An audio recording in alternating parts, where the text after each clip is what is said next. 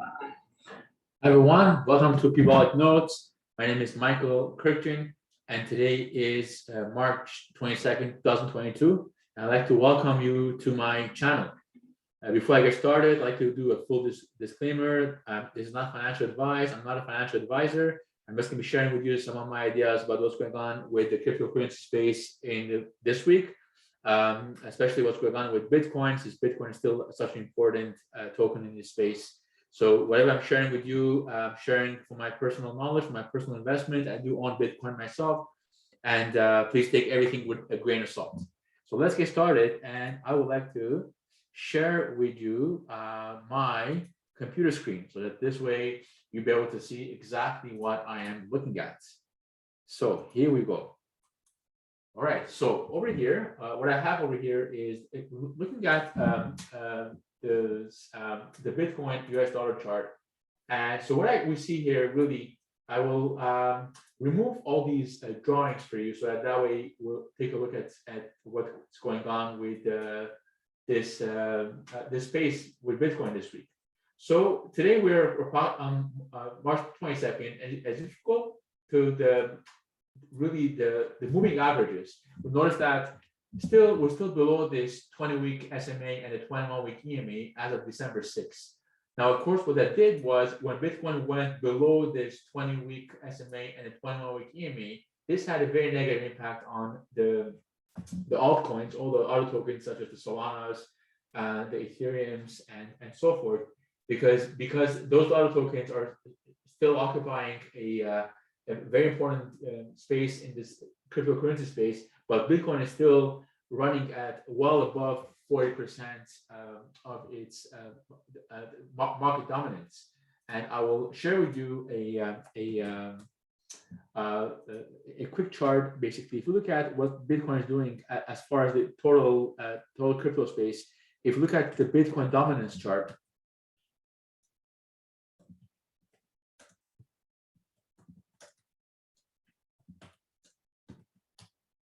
you can see that it's still running at well above 40%. So obviously, when Bitcoin is running at above 40%, it means that it's occupying more than 40% of the entire space. So it means that whatever Bitcoin does is going to have an impact on the entire cryptocurrency space.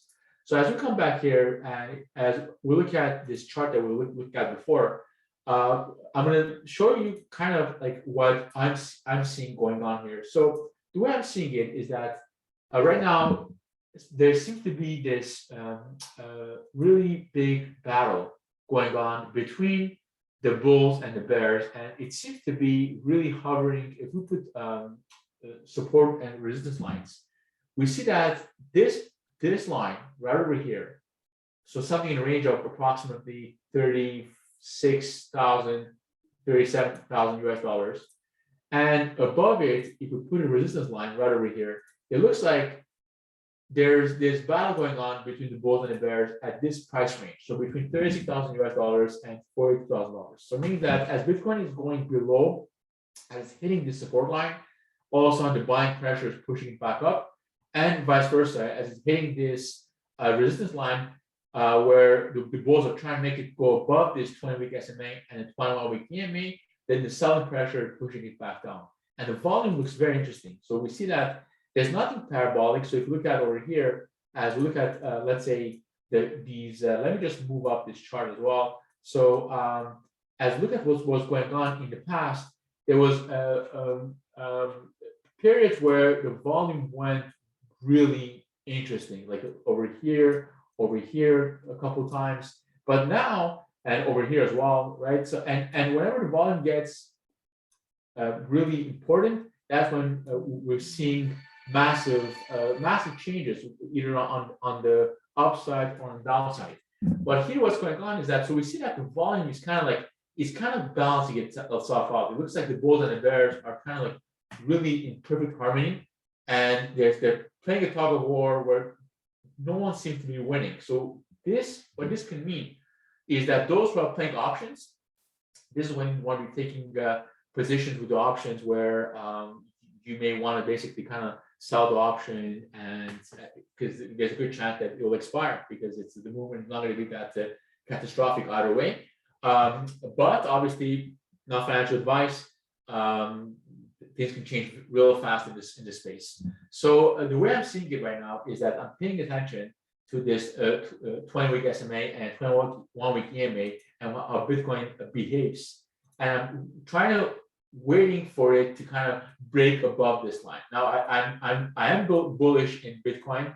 I do believe that as we notice what it's done really over the long term, it has definitely trended upwards with time, and I believe that it will continue doing so really for the foreseeable future. I mean, it's proven its value throughout time. It's proven that it will go up in time, but of course, it's not going to be going up in time the way this Bitcoin maximalists want to see it go up like this. I mean, really, it goes up perfectly, going up and going lower, and really the perfect way that any kind of mature asset class would behave. I mean, really, it's behaving perfectly, and I like putting these kind of these like these range lines, kind of gives us an idea about how it's going to be behaving. So we notice that really it's going to be kind of staying within its range. Obviously, there's going to be profit taking, and there's going to be buying and selling by the investors at different price points, depending on when they bought and where they want to take their profits. But throughout time, it's going to be going upwards. So let's really pay close attention to what's going on here. And it's very important to kind of make sure that personally, and I learned this from Ben Cohen.